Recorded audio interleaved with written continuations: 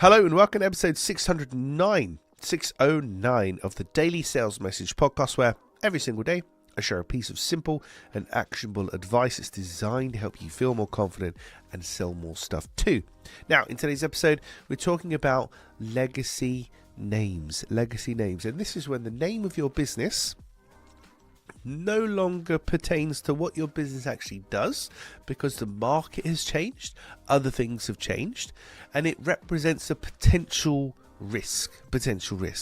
Now, the main example I've got here, sadly and ironically, their name hasn't really affected the business that they're doing, but it's a good example of a legacy name in action. So here in the UK, we have a business called the Car Phone Warehouse.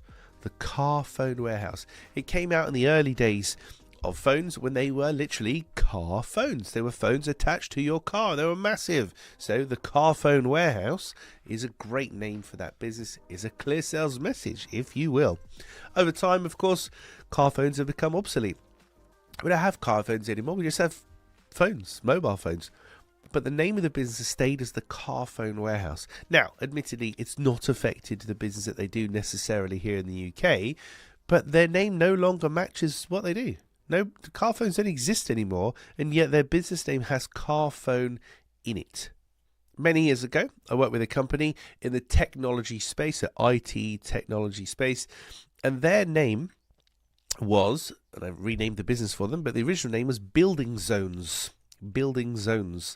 And they had a huge problem on a daily basis because people thought they were builders, essentially, because they had the word building in their titles. It's a fair assumption to make, isn't it?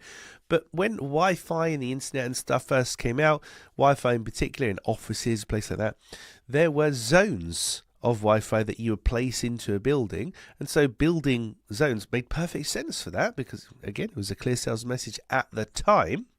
But as that notion of a zone became obsolete, the business name also became obsolete, and because it had the term building in it, on a daily basis they were fielding inquiries from people who thought they were builders, didn't quite get it, so it was an unnecessary barrier to communication.